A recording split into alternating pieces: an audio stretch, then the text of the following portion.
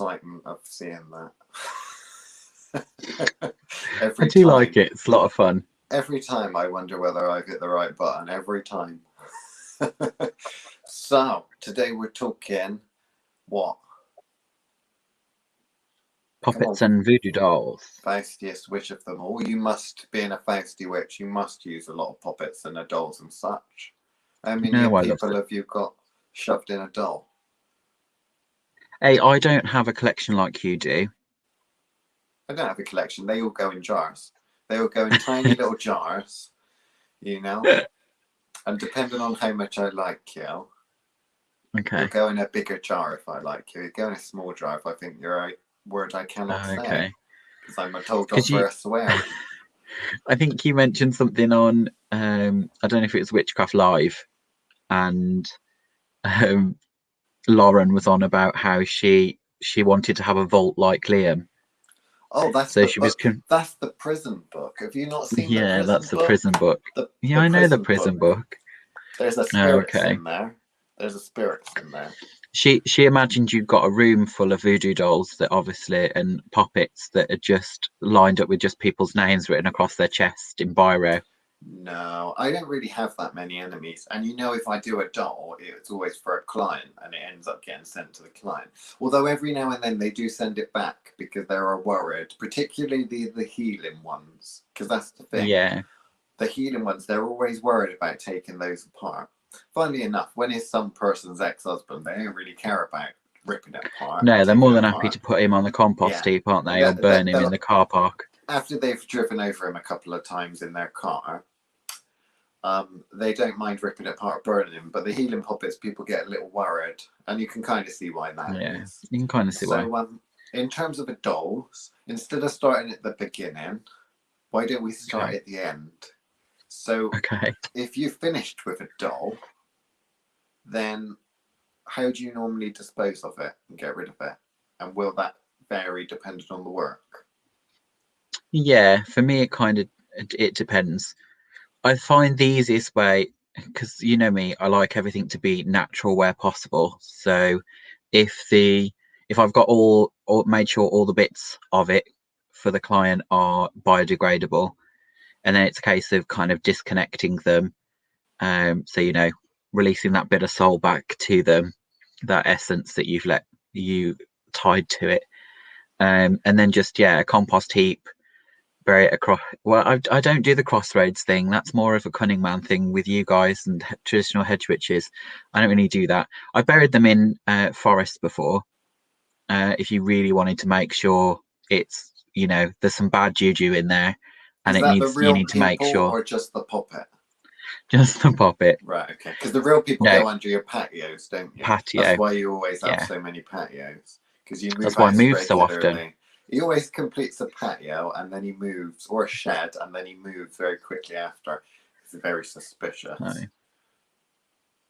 Well, I don't think it's all that suspicious. I think you just have low opinions of me. That's what it is. No, or high. I'm not sure what that refers to. I think you're a troublemaker. I don't think that's the case.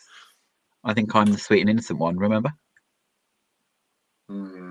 Okay, so in general, especially this week, I suppose. Yeah, you're on the naughty. You're on the naughty steps this week. I've been told off twice this week for 2 different infractions. Yes, actually, technically. Bringing the company into disrepute. Yeah. Yeah. But we won't go into that. Let's talk about disposal. So yeah, I would normally let it rot away, with the exception of obviously our Forksie, who's a sacrificial puppet. There he is.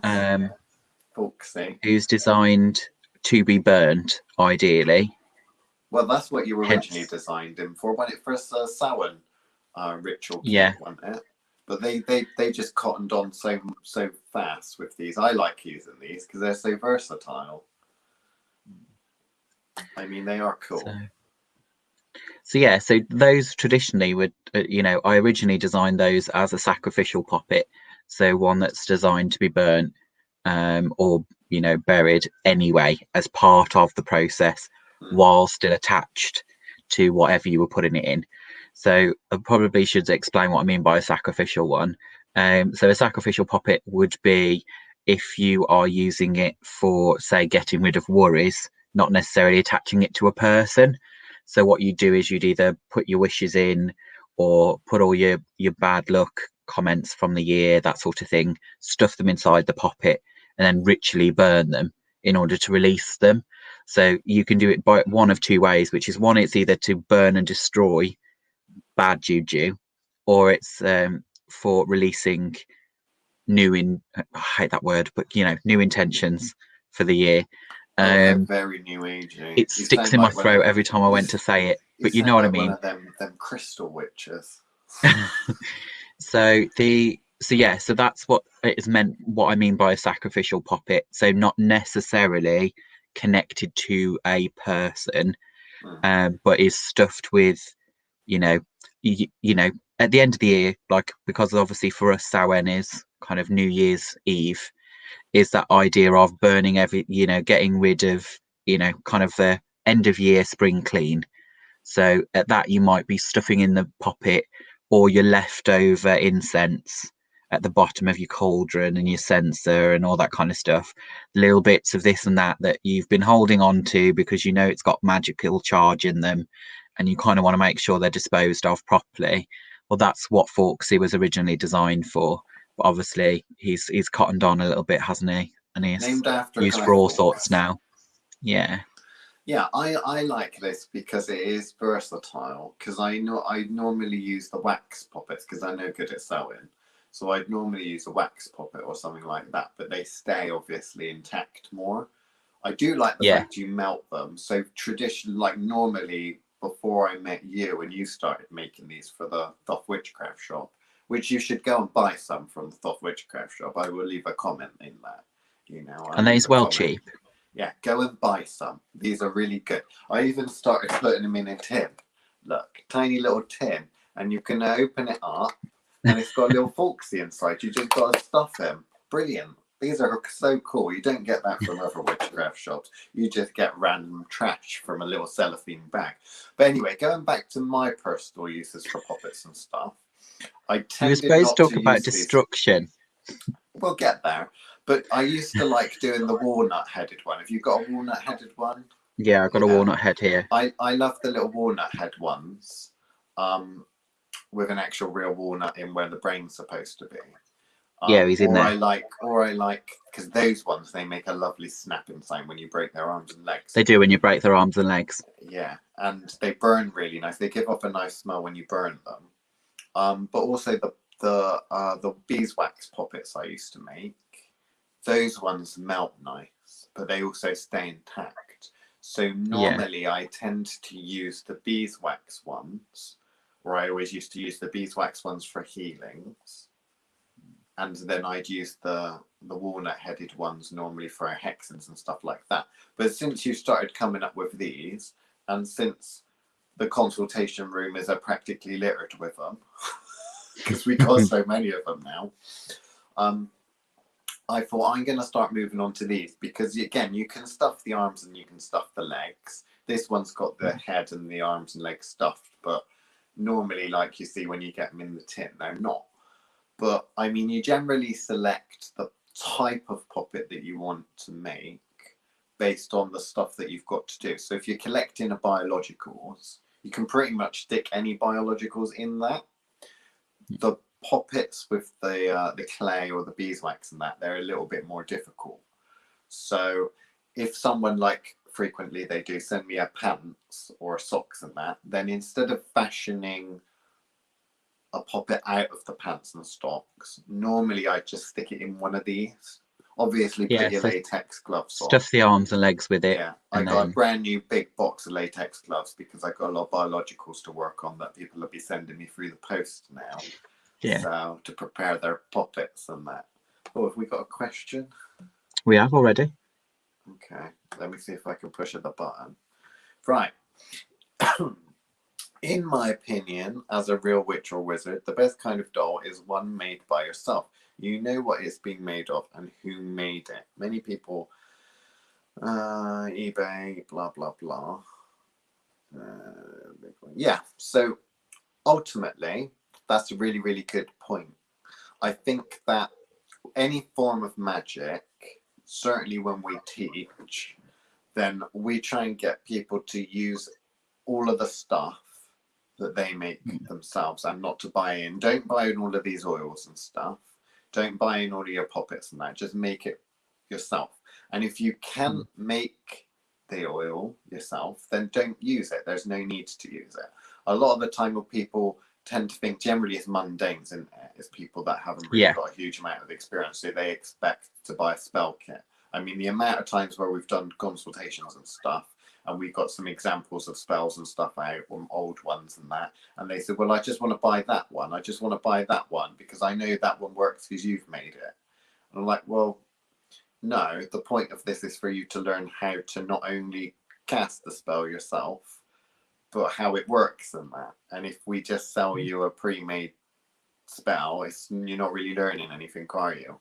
And some people get really, really funny with you, don't they? Ours aren't complete, are they? They are just a framework for you to then work on. Yeah. That's the whole point of Forksie, is that it's just the framework. Yeah. And we don't add any intent or energy to them. They are just made by me. Yeah. And you know, if you followed us in any way, shape or form, that I go to great lengths to make sure my energy is not included in things, because I don't feel that that's an appropriate thing to sell on to people. Yeah. So, you know, our processes where we're formulating any of the products that we make are about actually removing ourselves from the process wherever possible. The interesting part is what you're saying there about you've actually never burnt dolls before. That's interesting, because obviously the whole point, the whole story behind the burning of the Guy Fawkes is about that. It's not just about, you know, the Great Fire of London. It is a case of, it is a traditional method of disposing of, you know, you just have to look at stories like The Wicker Man.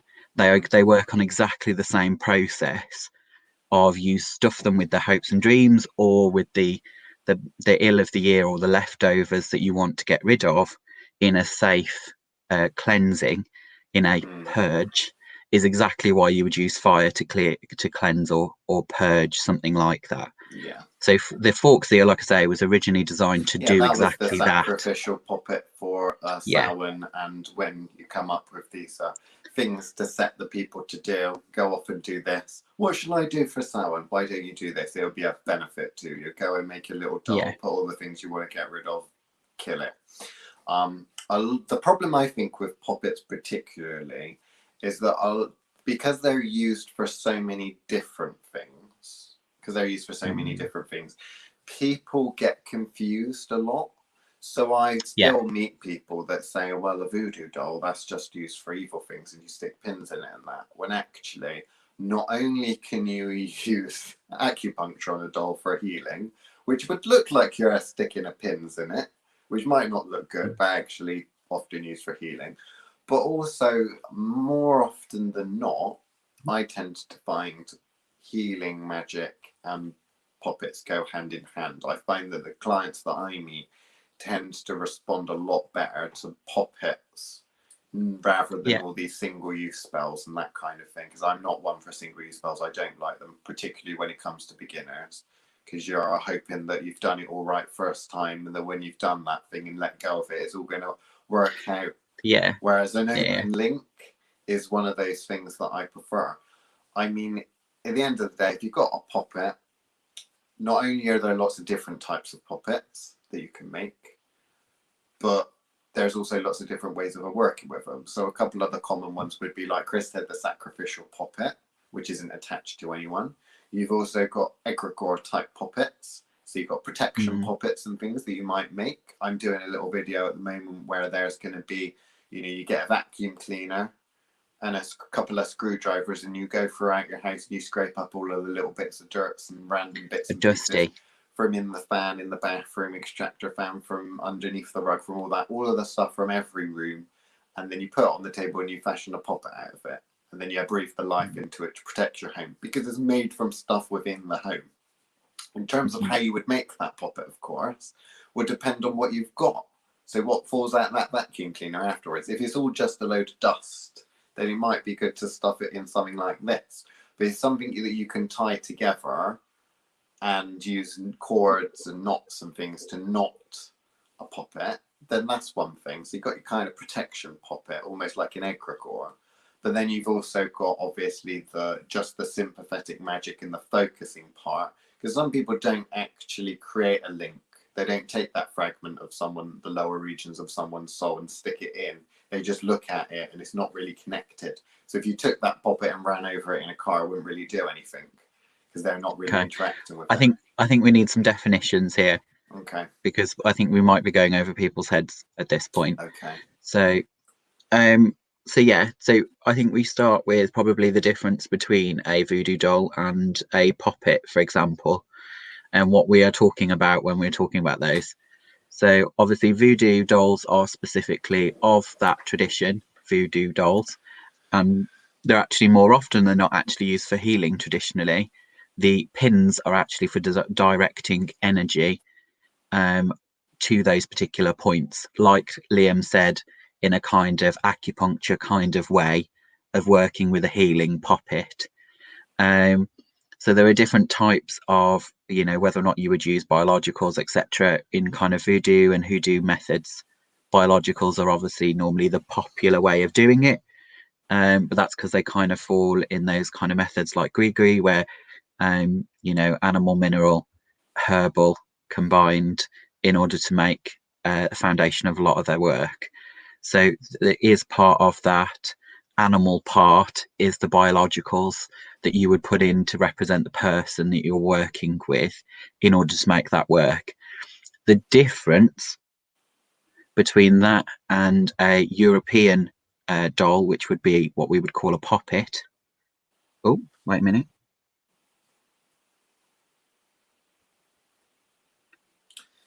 Okay, bear with me.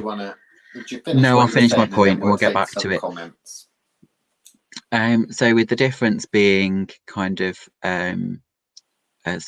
poppets, yes, is what we would use for in traditional European witchcraft or folk magic, which is where the original story or line for a ragdoll comes from, which is where at the birth of a new child, you would create a protective doll that would sit with the child in the baby's crib. Obviously, the baby, in those days, it's a chance that there's a high mortality rate of whether or not that child will survive. So they would make protective poppets. So what these would be made of, where normally the child's hair or as they got older, baby's teeth, etc., were added into the poppet to stay as their guard, to protect them while they slept, while they played, and then obviously that child will then play with that poppet as they got older, and that's obviously where ragdolls that were normally in the shape and visage of the child it belonged to. So that's kind of the kind of different. They're different in the sense that their traditions have come from. Obviously, as in Europe, because we're in the UK, obviously we'd normally use the word poppet to describe a doll in those kind of voodoo doll exist. Okay. So yes, that's what I was trying to just kind of, because some people might not know the basic difference. They're not all the same. Haunted dolls are very different to voodoo dolls. And that is something we can talk about another time, but obviously that's not part of what we were trying to discuss today. Although if we've got time at the end, I guess we can. Okay. So I think we got a question in regards to, is it sacrificial dolls? That's not correct. This is clearly done for commercial purposes. You can't connect that to witchcraft in a shape like that, clearly insulting the whole idea of paganism and all witches by saying that the Wicker Man is clearly symbolic and has nothing whatsoever to do with witchcraft. Okay. Right, okay. I think he's confused. I think this person's confused in that I think they think you meant that when you talk about a sacrificial puppet, because you compared to burning it like a wicker man.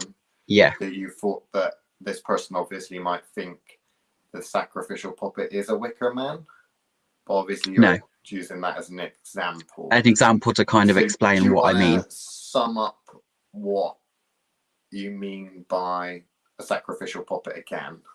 So what the idea of doing that, why you would make one? Yeah. So as part of a kind of ritual cleanse, so is the idea of using a puppet in order to do that, in which case you would leftover bits from spells throughout the year, kind of left off cuts and things like that from anything you may have crafted. Some witches don't like to just throw that on the compost heap, depending on, particularly if it's for client work.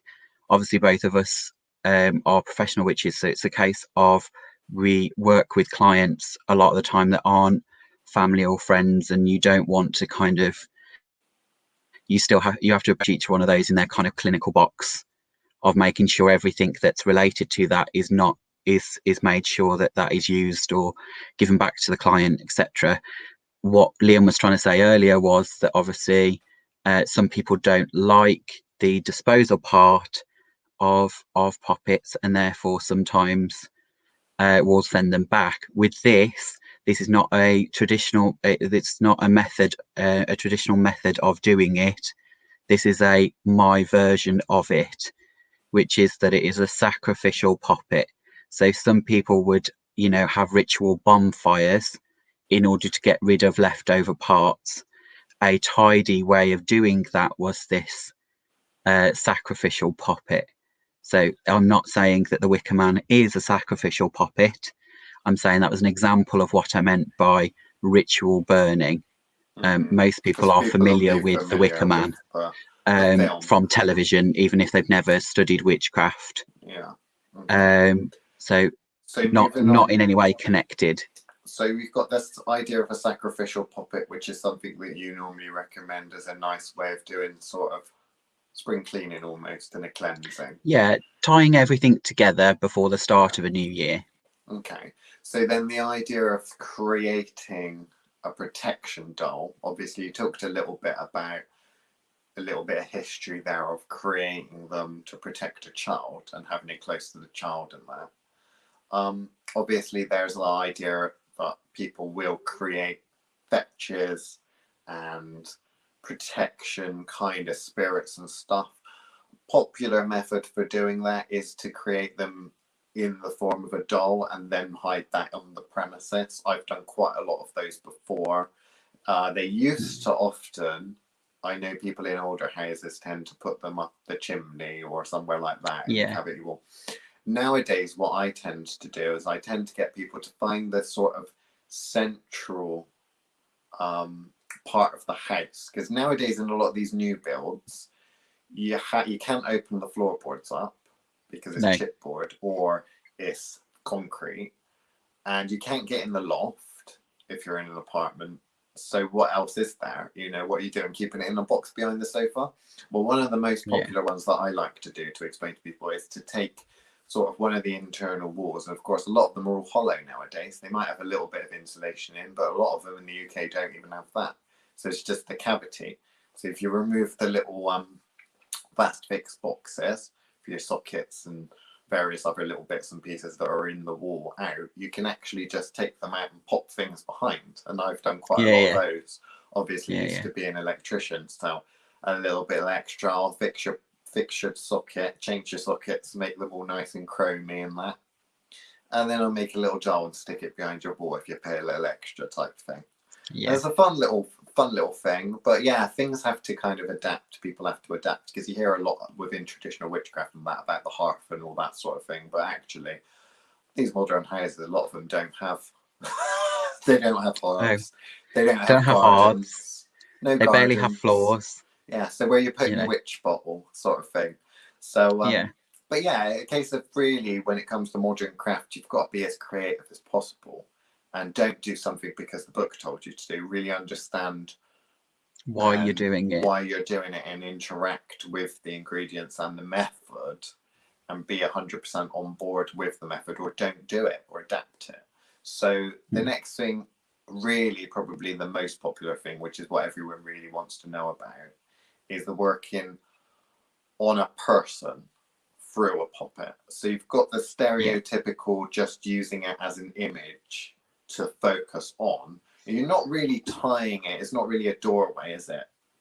But then going a little bit more advanced from that, you're actually ripping open a doorway and pulling a thread through the puppet, so that's an open doorway. So whatever happens to the puppet will have an effect on that person, regardless of whether the witches are holding it or what have you.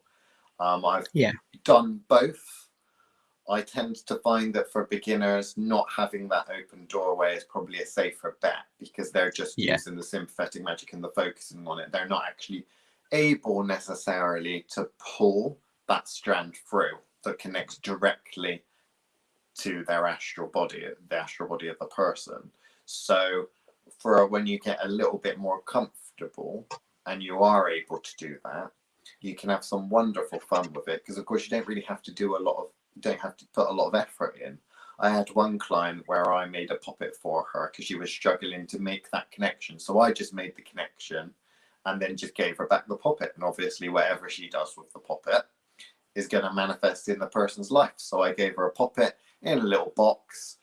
And what did she do? She put it in the chest freezer, which is a very cold environment. And then the person ended up getting pneumonia. Which was quite funny. She put it in the chest freezer, not because she wanted to give him pneumonia. She put him in the chest freezer because she didn't want the puppet in the house, because it was a freaking her out that every time she did something, she was putting the cigarettes. She was a chain smoker. She was keeping it under a smoking chair in the conservatory and putting her cigarettes out on it.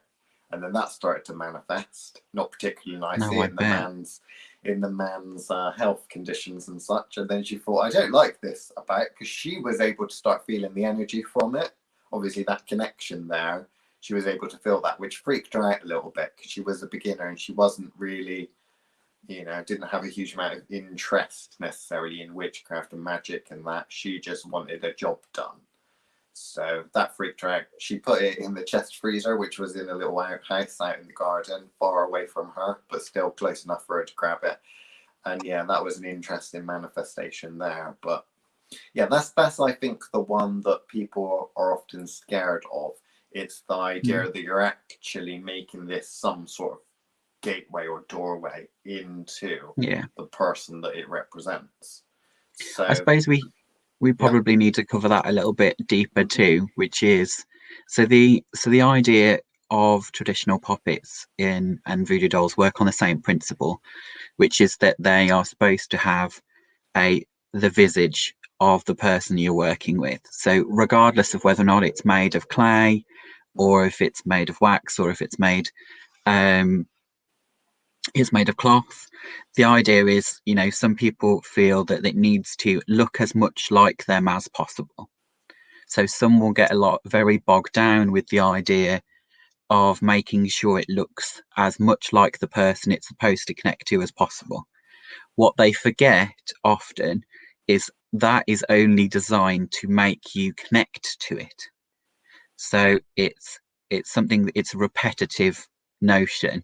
So the whole point of, why some people will stick a photograph face of directly on, so that the second they see it, they instantly connect. So obviously that's the one way of working with them, which is the sympathetic magic way of working with them, is that kind of using their visage in order to remind you of them, so you don't have to spend that time connecting by trying to remember every detail of that person's face. So, particularly if you're a witch that doesn't have photographic memory and is not very good at visualizing, having that image there, even if it's just the shape of an eye or the nose, even if you get just one part of that right, that makes you go instantly, that's it, I know exactly who that is the important part of that. It doesn't need to be that way. What you could do, again with the Forksie that we do, because it's a plain canvas, you could just repeatedly write that person's name all over it.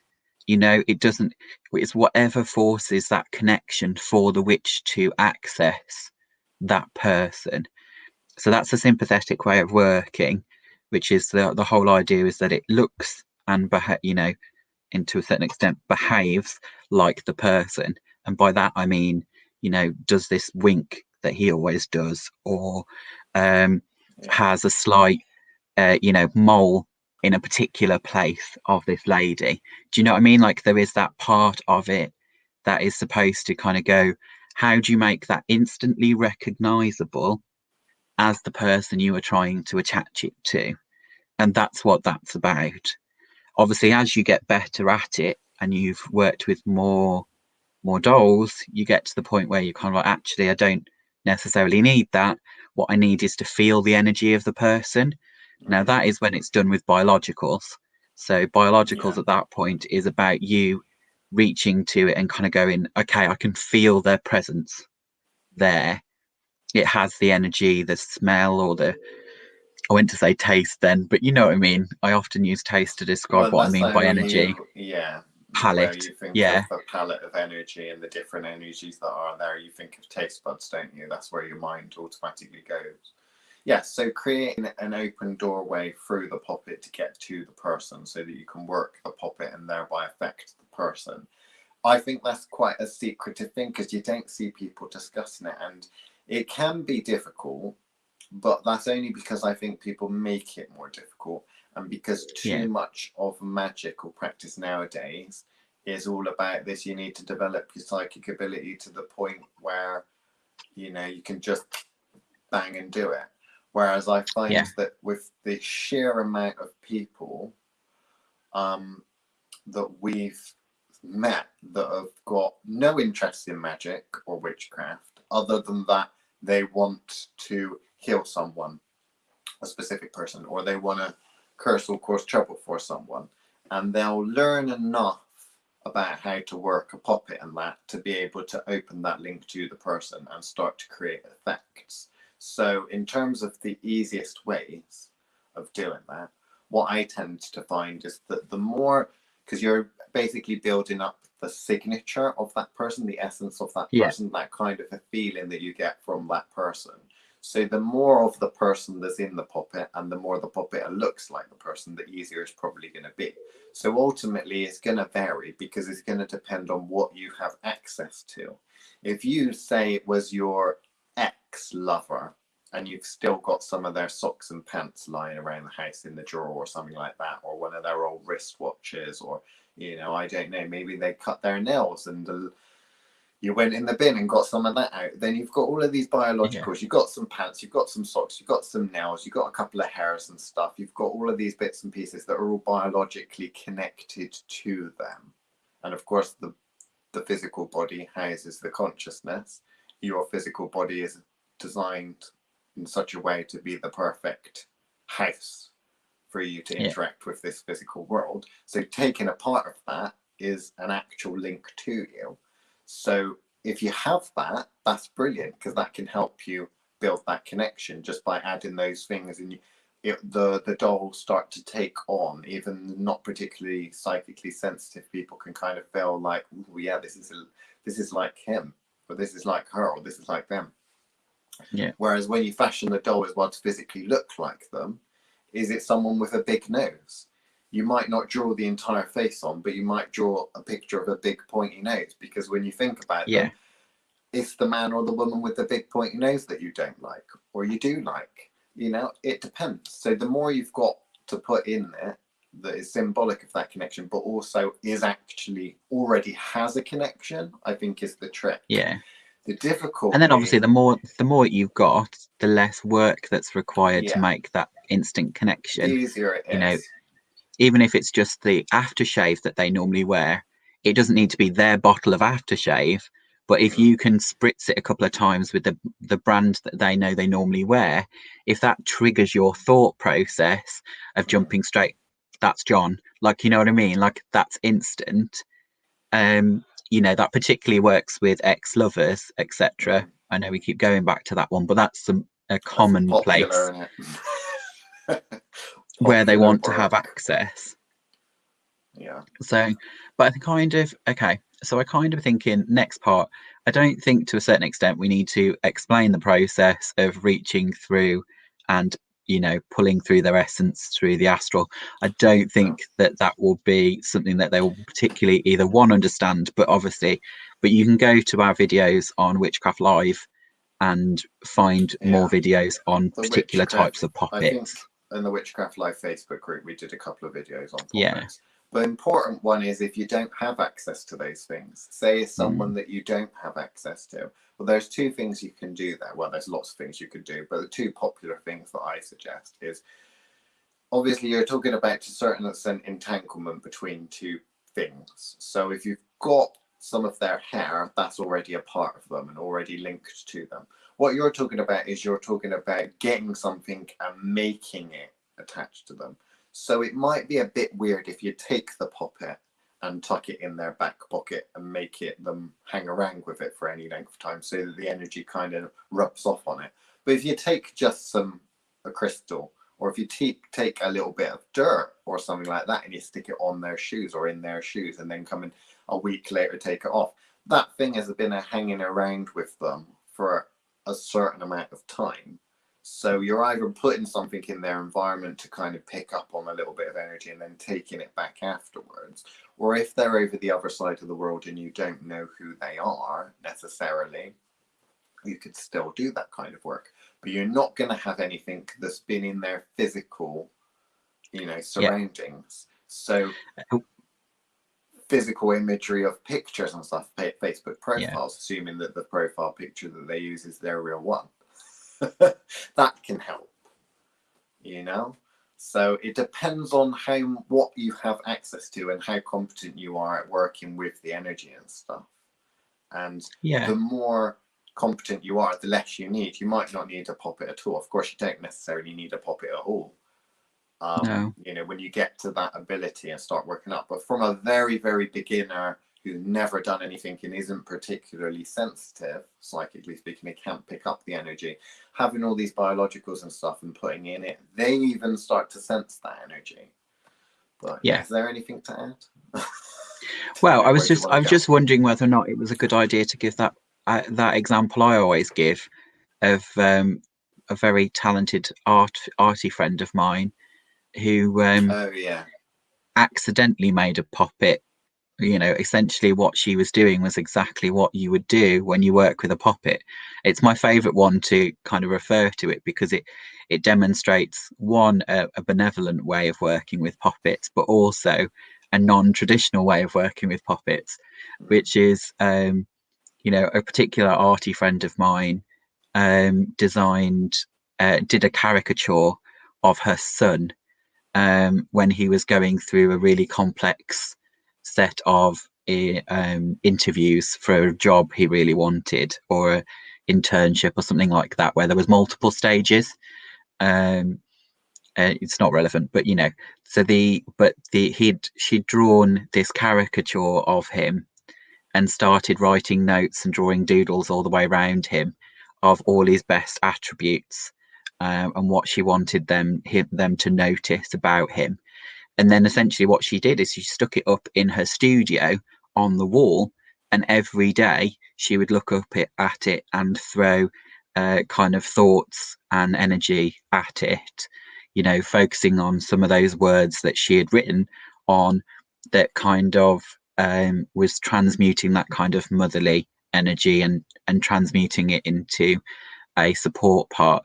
And then obviously every stage that he was successful at, she would add new drawings or new attributes, extra hearts or kisses, whatever it was she was doing. But as it was growing and growing, she was adding to it. But the important part was that interaction. Every day that she was working in that studio, she was working on it, not just the days that he was actually getting the actual interviews. They were on every day, so that she was in that studio. So he was getting that constant energy, that constant reinforcement that would be giving him the confidence and whatever to do it. Obviously, he was none the aware of what was going on. to be fair, neither was she. It wasn't until she came to a session with me on dolls, and then she kind of like, well, from what you've just said, kind of like this situation sounds like I may have done one. Am I right? And I was like, yeah, that's exactly the process of working with a doll in that sympathetic magic kind of way. Obviously, it wouldn't be a great story if he didn't get the job. Obviously, he got the job. But and however many hundreds of candidates he beat to get it, obviously he was very good and the perfect candidate. But sometimes that's not what's required in order to get you that job. Sometimes it's a case of actually, being there at the right time, certain things that you remember to say, confidence, that kind of energy there. So, she was pushing and pushing and pushing like any mother would. But what's different about that is there was no doll there. It was paper and ink. Well, it's a two-dimensional doll. It was just a picture. It was a two-dimensional doll. Two-dimensional doll. If you wanted to do that in 3 dimensions, you'd get it, and those things that you write down, you just open the head up and pop them in, and that sort of magic can be very, very potent, because it can be good things and good thoughts that you put in, or it can be bad thoughts. Are you going to give someone confidence? Or are you going to manipulate someone into hating themselves and wanting to commit suicide? It depends on what sort of a work you're doing. But the power of thought and putting thoughts in someone's head, if you're using a poppet for that, you're going to be getting little post-it notes and adding one in the head every day whilst that connection's there. And if you're adding them, particularly when you're putting it from that person's perspective, so I hate myself, I'm an idiot, blah, blah, blah, and obviously put that in so the thought manifests as if it's coming from them, not you're an idiot or such and such. Generally, that's how I say anyway. It's better to write your note as if it's coming from the person who you're targeting, so that it tends to, I find, be clearer in the person who's writing its head, so the witch's head, but also you're also thinking about it constantly from the perspective of the target as well. So, but yeah, so where are we going next then? So with the poppets, you've got the starting the connection and that. What about the differences between hexing, nastiness, and healing and stuff? Because we breezed over a little bit about single-use spells and that, the sort where you just anoint this candle, burn it, and then let go of the balloon and it will go in and manifest. Yeah. Versus the sort of poppet work where you're constantly doing stuff and working on a connection. Yeah, working through the connection and on the connection and expanding the connection and that.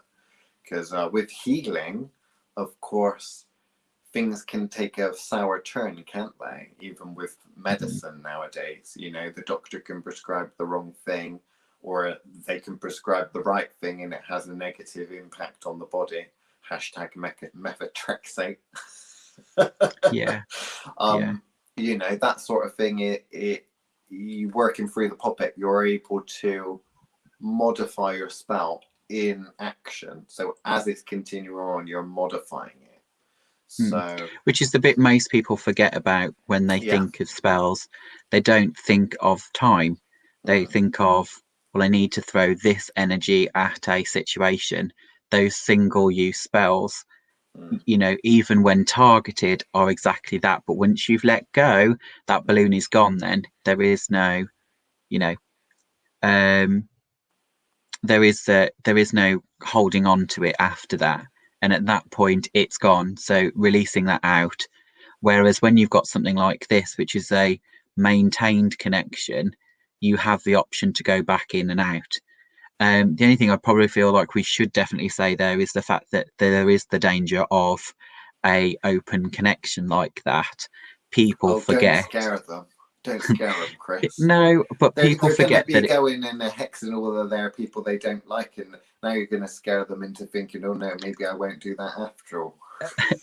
No, I'm not saying that. What I'm saying is people forget, particularly in the kind of hoodoo traditions, in the way in which the connection is established, it is an open link and therefore goes both ways. And what people often forget is when you work for a poppet for too long without actually considering you know, which for most people isn't a problem, because normally when they're using a poppet on somebody else, that is a witch using a poppet on a mundane.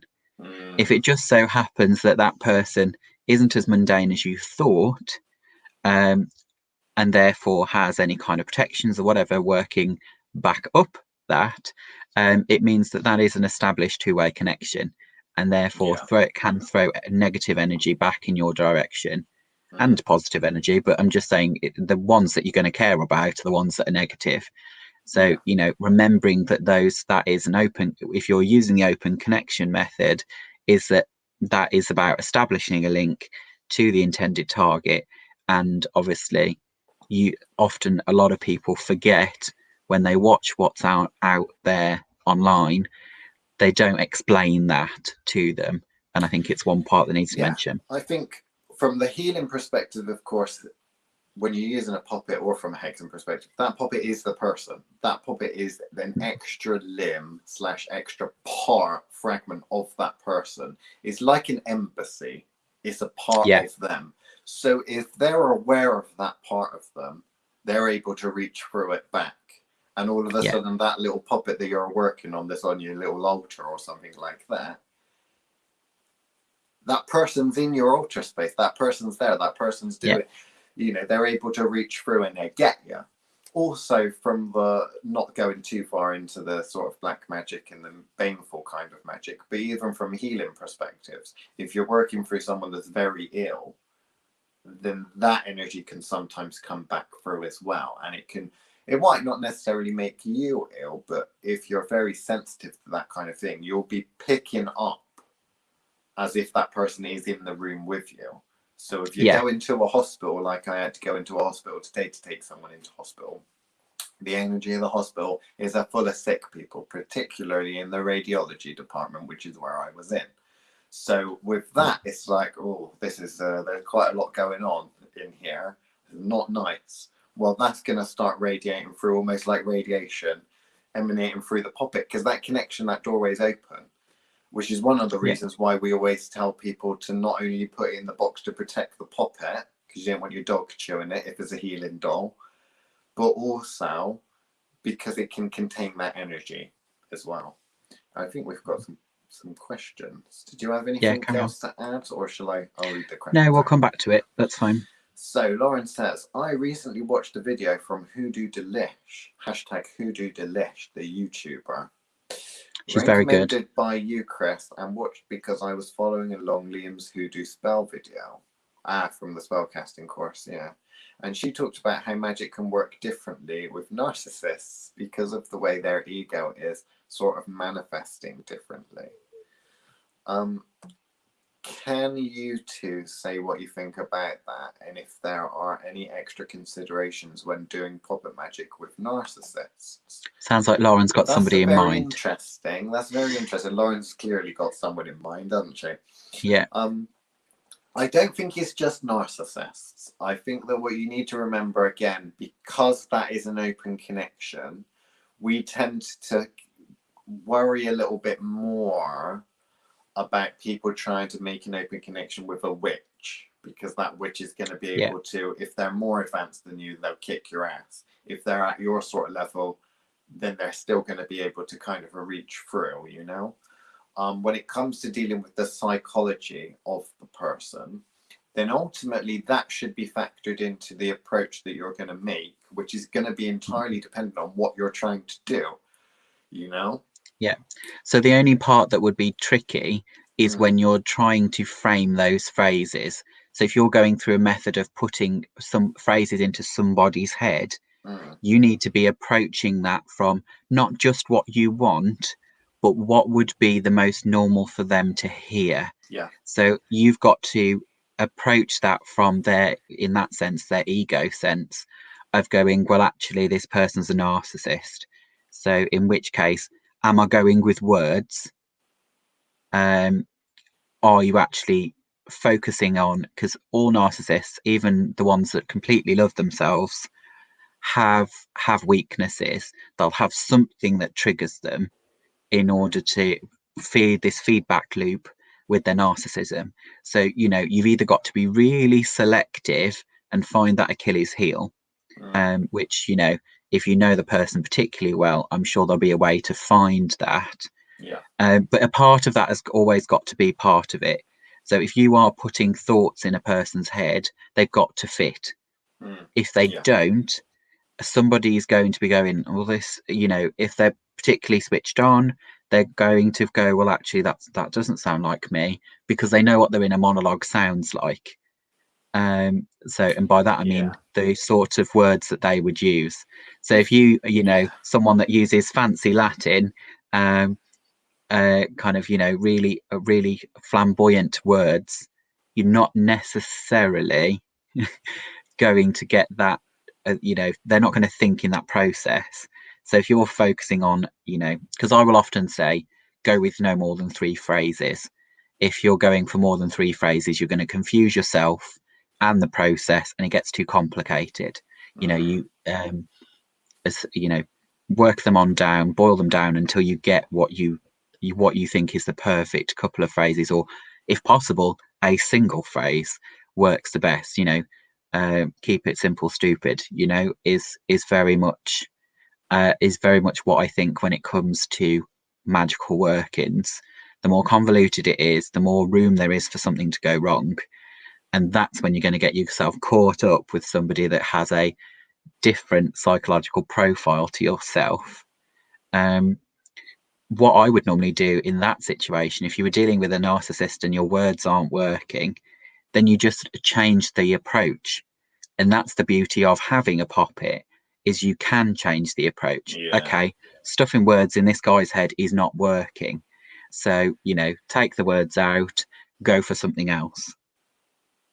You know, it might, if you're dealing with a sociopath and you're a love and light sort of a person, you won't be thinking, you won't be writing things like, I feel guilty, I feel empathy, how could I do that to the person? Because it's not really going to register all that much in the head of a sociopath. What you're going to be thinking, if you want the sociopath to leave you alone, you're going to be making them think, I respect that person, that person's interesting, I want to befriend that person. You're not going to be thinking, I love that person, because that's not going to work well with a sociopath. Much like trying to send a computer virus that's designed to run on Windows to a Mac. Probably not going to work, you know? Probably going to cause some interference, but not the interference you wanted it to cause. You might open up a text file and a load of gobbledygook sprays out, but you're not really going to do much. But the more you know about the person, the more you can tailor the assault or the healing. It's when you don't know the person, that's the difficult bit, because that's when the astral spine and such comes in, which we'll be doing a lot of that in the next Witchcraft Live, Witch Wars, sorry, won't we? Yes. But they've got another month to wait for that. Yeah, they got another month to make. Okay, so what's next on the list then? So we got our poppets, healing, hexing. In terms of what could go wrong, of course, you can either mess it up, or probably the worst thing that would tend to happen would be if you were doing something nasty, and then that two-way, that connection you think is a one-way connection becomes a two-way connection. And you start to get the repeal. Yeah. So that's one of those things that it doesn't really happen very often, does it? That's the thing. But if you was to do work on a witch, you would find that probably will happen. You'd find that out. But then part of that is that part you were saying before, which is remember it's an environment. So when you're working with this as an access point, it's an environment that you've got to then consider. If you're working on a sick person, you're not going to want them to have free access to all the energies going on in your space, particularly if you're the sort of witch that's going to work. It has, you know, open altar spaces. There's going to be other energies going on in that space. You're going to want to make sure that they are shielded from that, unless that's part of the working. So, you know, placing it in a box of some description gives you that option. Also, and particularly dealing with sick people, is that you're wanting to protect that space around them. So, you know, you're not wanting things to influence them. Additional negatives. Yeah. So if we got our puppet, no matter what type of puppet it is, whether it's a cloth puppet, whether it's a, I don't know, whatever puppet, coin stick dolly. puppet, corn dolly, whatever it is, generally I'd say get a container to keep the puppet in. This one's a crappy little plastic container because that was on my desk. That's what my luncher came in. That's what I had my lunch in today when I was out and about. But the point of this is when you work in puppet magic, I think when we teach this as a dual thing, don't we? We teach that you're affecting the puppet, but you're also affecting the box the puppet is stored in. This is the person, this is the environment. So this is the house they live in, or the office in which they work in, or their general environment that follows them around like a rain cloud. This is the puppet. If you're wanting them to be in a safe environment, because this is a healing puppet, you want to keep it in a safe place. You want to take this puppet, you want to keep it in a safe box so the dog don't get to it, or it don't get accidentally thrown out by someone else that you live with because they think it's rubbish. And you want to put it away somewhere warm, because you wouldn't want to put it in somewhere cold because that might not necessarily have a good impact on someone that's ill. Okay, but as well as if you're talking about affecting the environment, now if you're working on the puppet here, I had a client, right, who really took to this well. She was trying to get a man to fall in love with her, okay, and yeah, you could say that that's not such a good idea, but in the end of the day, that's what she wanted to do. It wasn't supposed to be a permanent love. She wanted him to fall in love with her so that she could steal all his money. So she worked on putting thoughts in his head, which made him think about her, which started to manifest. But then what we had was, whenever she would take the doll out of the box, she would treat it really nicely. She would always look at it, and she would feed it bits of, herbal stuff, dry ingredients from the kitchen when she's making a meal, little bits of that. She would feed the puppet. It would kind of fatten him up. It would be a nurturing kind of experience for that connection to the man. The box, however, was full of nasty crap. So it had the double kind of thing of, not only is he thinking about her, not only is the nurturing kind of cherishing thoughts of that lady, Connection was there. Whenever he's away from her in the box, he's in a bad environment. So you've got two things going on there. You've got whenever she's not with him, not with the puppet, he's in a bad place.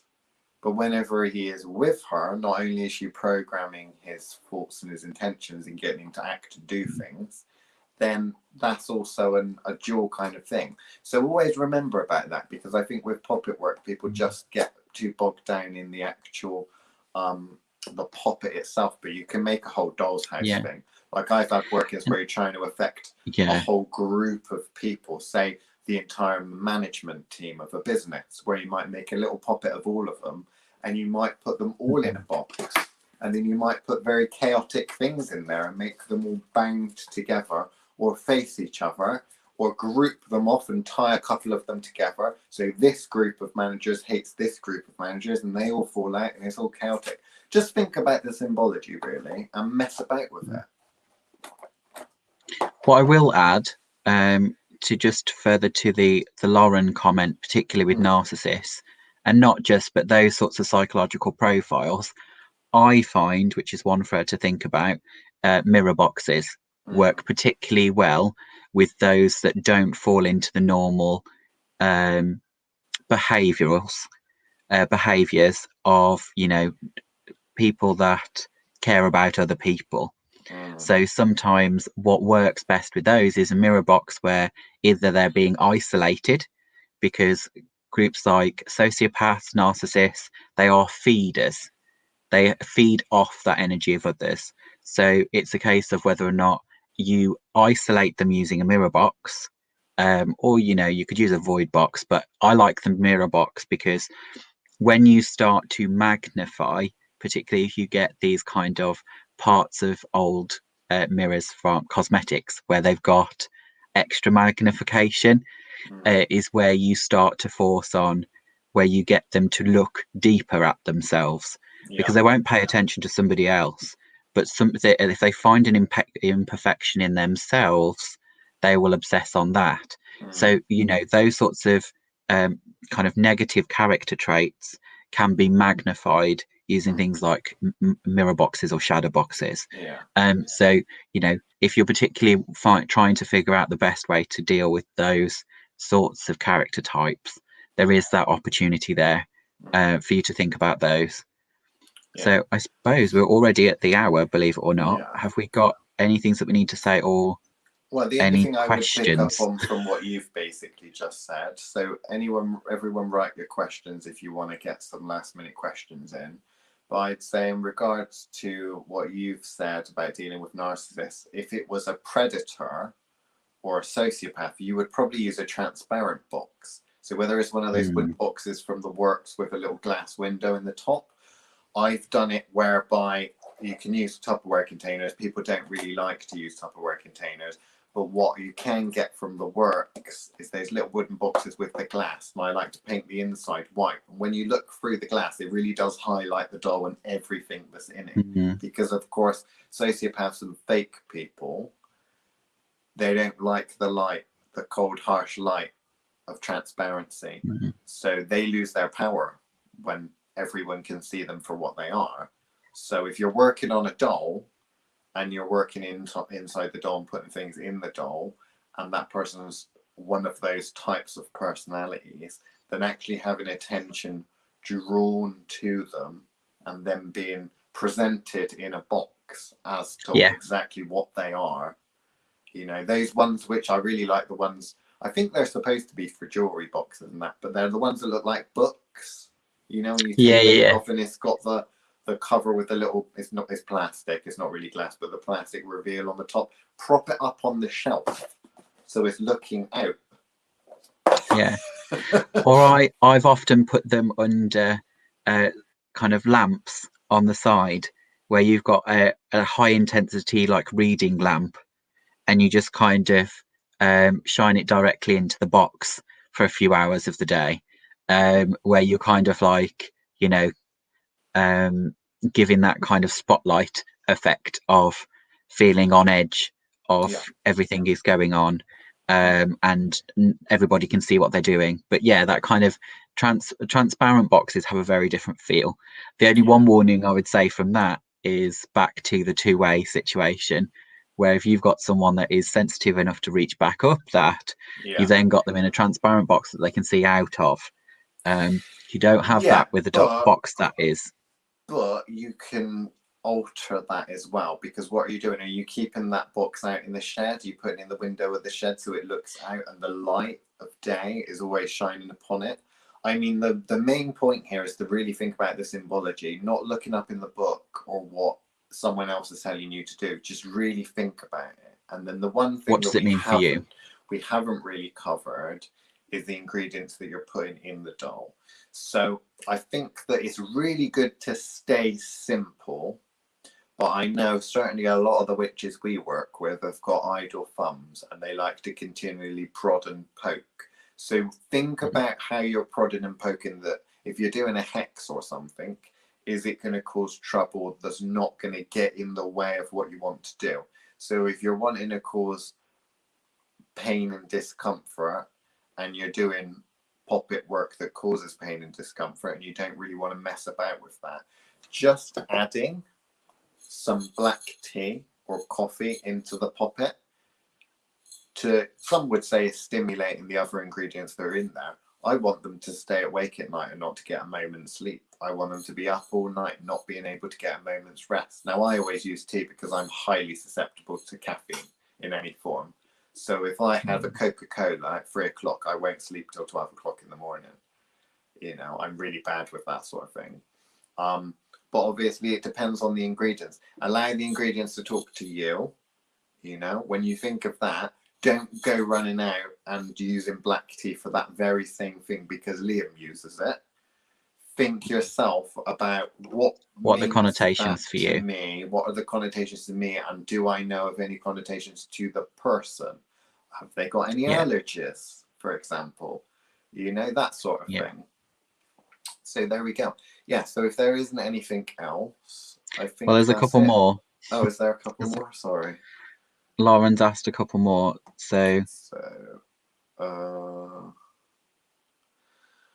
talking about the boxes. So yeah, she's happy with the boxes. Filled wax skull with black honey to create a mental echo chamber. Yeah, that's great. Again, you can think about the skull as the head of the puppet. So you don't necessarily have to use a puppet. A lot of people don't necessarily just use a puppet. They'll use an aspect of a puppet. And that sort of thing is quite good. Again, it really depends. The only thing I think we haven't really covered is probably. Well, you haven't finished the question. Well, the only thing. Well, that was it, wasn't it? No, my question is, can you elaborate a little bit on programming the box? Oh, we did that. She said thank you. No, the thank you was for the transparency bit that you were talking about.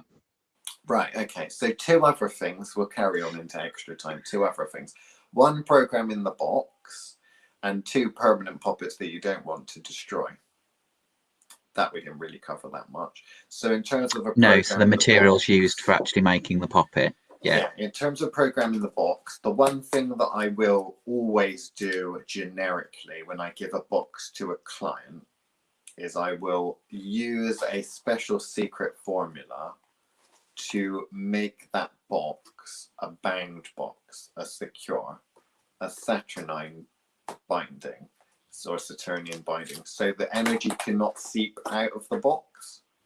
Now that's kind of health and safety, and it goes without kind of saying, when you've got beginners, you want them to be able to shut the thing away and not be affected by it. But it does mean that if they take that box, because we just normally give out little boxes made of wood, that kind of thing, it's easy for them to get a Stanley knife and carve a little window out if they need access to put a little window in or something like that. So if I don't quite know what they're going to do with it, then I'd rather keep the box secure itself, so that anything that I put in it, so if I put some really nasty stuff in it for a hexing, I'm going to be making sure that that doesn't affect the environment I'm keeping the box in. Also, if I've got 10 of these on the go, not that I have, and they're all stacked on top of each other on the bookcase, then I don't want them affecting each other either.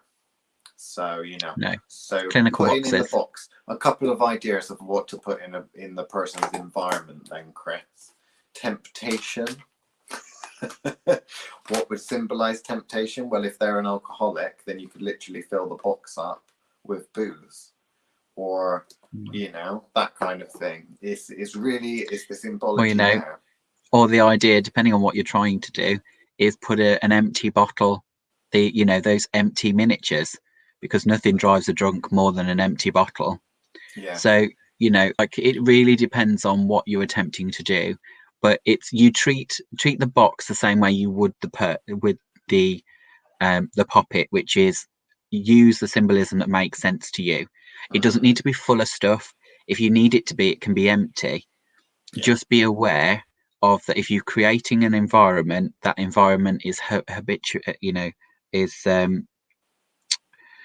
appropriate for what it is. So, you know, for example, you don't want to get dirt in someone you're treating while they're currently going for chemotherapy. You don't want the inside of that box to get dirty. So I would go to the point where I might even a couple of times a week clean out the box, if that's what I'm doing, to make sure that stays the habitat that is required. So, you know, it's that part that you've got to experience. Like Liam said, always consider it ideally needs to be a sealed space, because you don't want that interacting. You don't want things getting in, and you don't want things getting out. But because obviously the second you take the doll out to work with it, you're working with it in that environment. You then want to shut that off from that environment, so it's not impacting other workings or yourself. But yeah, what goes in there, you know, can be given as much detail as you like. Like I said, I've known people go to the extent of creating entire doll houses for them, where they actually look like the place that they actually want it to be in. You don't have to go to that level. The whole idea is, what do you need to trigger the thought process for the spell crafting that you are doing? Do you need to remind yourself of their address? Like, you know what I mean? It might just be a case of writing that on the inside of the box. Just needs, it's that you connect to that every time you see it. Or it's what's needed for you. 16 Backside Avenue, 69 Backside Avenue, where she lives.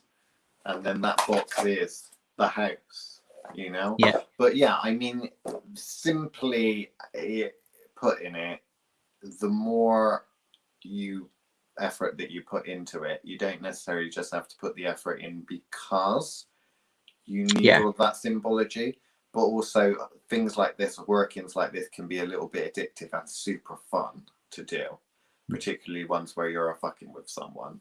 And it might mean that some people are a little bit more elaborate than others. Maybe you are going to paint the box inside white.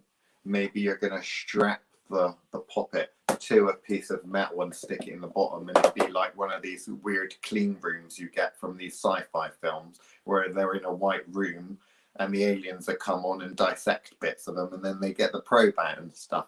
I don't know. It doesn't really matter. But just remember, 2 spells in 1. That's the good thing. And it comes with a lot of protection. If people are working, if you get that binding right, if you're good at binding that box, and I do highly recommend that everyone should be working to be competent on that, when that witch moves through, they're going to be able to get so far, they won't be able to necessarily get out of that box. Now, will you get a nice surprise or a nasty surprise when you open that box? Maybe.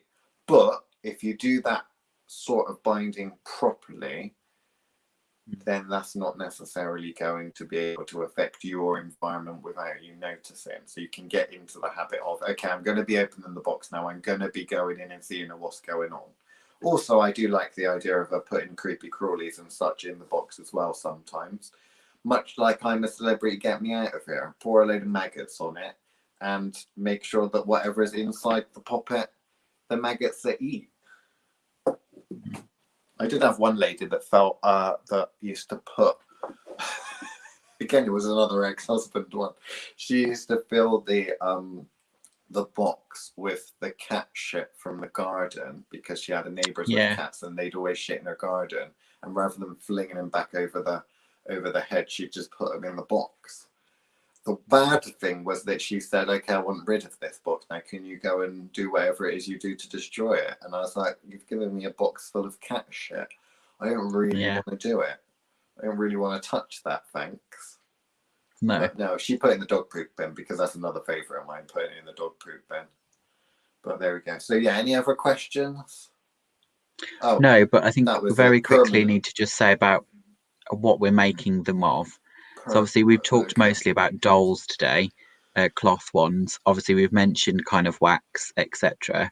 There is a kind of tradition of, you know, what you choose based on what you're trying to achieve. So normally, if it is something, if it's negative work, you normally would build it of something that is going to decompose, that you can destroy quite easily. When you're doing healing work is when they tend to do things that will last. So for example, making something out of wax or metal, as the Greeks once did, bits of lead, etc. Or like I say, clay, something that will set hard and is less likely to degrade, because you're trying to preserve something. That is the whole point. So whereas, you know, if you're wanting something that you're trying to do baneful work, you know, we talked about disposing of, maybe with that particular person that you want to do baneful things to, you want to leave that connection while you let it rot in the compost bin. But it's a case of, you know, thinking of understanding what the connotations of that are and what that means while that happens. But at the same time, you know, depending on how you're wanting to use it will change what material you choose to make it from. The whole process from start to finish should have your thoughts. Yeah. And that's what's different. Like I said, we've given examples throughout this, and why we would do it in that particular way. Those are just the ways that we would do it, or people that we have worked with have done it. You could do it completely differently. You know, I've seen poppets made literally with a little bit of string, a little loop for the head, a knot for the body, with arms and legs on it. That's it. I've seen people that have gone to the effort of painting their nails to be perfect in order to make every aspect of what makes that person there visually. I've seen a little poppets be attached to the exhaust of a van, so that all the fumes to go on the poppet and dirty it up. So going full circle then, my personal approach to getting rid of poppets, because I have a super simple method for it, and that is, if it's a healing poppet, I will always dismantle the poppet myself. So if it was something like this, I'd take the bits apart, put them into little piles, and then dispose of them wherever I think is relevant. Crossroads, graveyard, somewhere nice, don't really matter. With nasty poppets, I tend to do it either letting it rot away itself, or if I'm going to get rid of it, I'll do it quickly and destructively. So I don't really tend to do that with healing. Healing poppets, if I dismantle it slowly, I dismantle it myself. I won't just go and leave the poppet somewhere. Hexing poppets, I will go and leave it somewhere to rot away. Or if I dismantle it myself, I do it in a quick, destructive manner. So burning or something like that. Okay. Now, the difference there that people get confused is that I don't mind burning a healing poppet, but I will burn it after I've taken it apart. So I'll burn the remains of it. So I'll take it all apart, put it into little piles, light up the cauldron or the fire or whatever, and put little bits on it at a time, because I'm undoing it before I destroy it. Whereas with a hexing, I'm basically leaving it to slowly destroy itself. And most of the time, that's what I do. I tend to leave it to rot somewhere, put it in the dump, put it somewhere nasty. Yeah. But yeah, so there we go. So anything else? I don't know. I think that's it. No, I think we did. I think we covered everything quite thoroughly there. Okay. Yeah. Obviously, there were umpteen ways you could possibly go down to specifics. Yeah. But as a subject, I think that's pretty well covered. Well, we've covered the basics, and we're only 17 minutes over, so there we go.